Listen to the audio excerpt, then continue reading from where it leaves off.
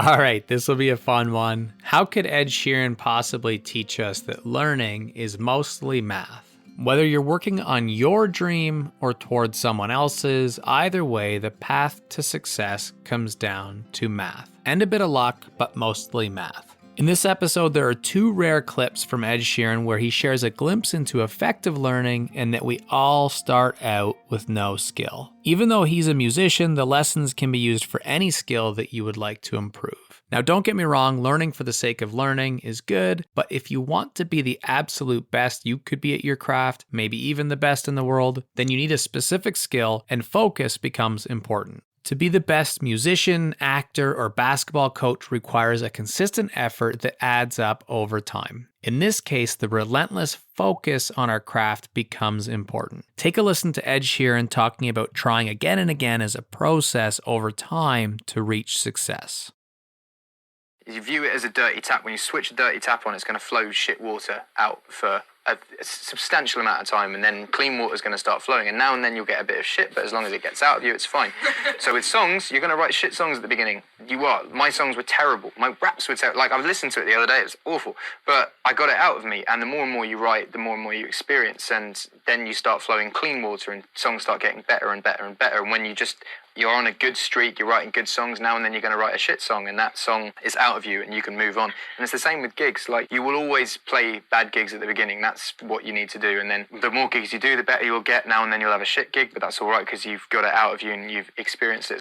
Now, this idea can be applied to any specific craft. If you want to be the best you can be, then define your focus and chip away at getting in the repetitions as much as possible. The best and only way to get better is to do it more and more. We learn and grow with as much intentional practice as possible. Specific to music, Sheeran has shared that your first writing will suck, your 100th will be much better, your stage presence will suck, voice and marketing will be awkward for a while, but over time, you will improve. No matter what the goal, though, beyond music, when you have time to practice anytime at all, get it in. Build habits and systems that allow you to dedicate as much practice time as possible within your current circumstances, because it all adds up. Now, we all have different circumstances, and I know what you might be thinking. This is Ed Sheeran. He's probably super quote-unquote gifted or a natural. He's such a great musician that this probably doesn't apply to me. Well, that's where the second and possibly more powerful clip comes in. In a now viral interview clip, he shares how he was not good at singing at all, but that he wanted to get good, so he put in the practice. Hearing this from someone who has won many music awards and sold a few $100 million worth of music is pretty powerful. When people say artists are born with talent, you're not. You have to really learn and really practice. This is me playing guitar and singing. I'm going to put it into my mic like this.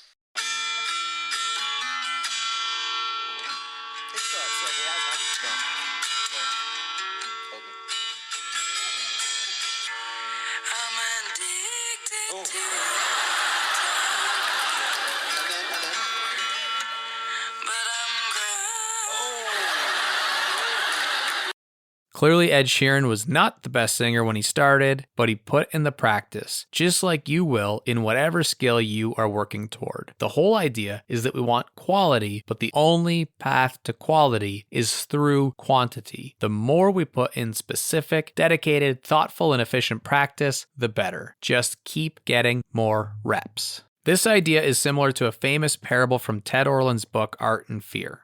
A ceramics teacher announced on opening day that he was dividing the class into two groups. All those on the left of the studio would be graded on the quantity of the work produced. All those on the right solely on the quality. The procedure was simple. On the final day of class, he would bring in scales and weigh the work of the quantity group. 50 pounds of pots rated an A, 40 pounds a B, and so on. Those being graded on quality, however, needed to produce only one pot, albeit a perfect one, in order to get their A. Come grading time, a curious fact emerged. The work of the highest quality were all produced by the group being graded for quantity. It would seem that while the quantity group was busily churning out piles of work and learning from their mistakes, the quality group had sat theorizing about perfection, trying to get things just right, and in the end, had little to show for their effort than theories and a pile of dead clay. Like any great short story with a lesson, this one allows us to visualize the concept as it relates to our own life. Maybe you want to improve your social media skills,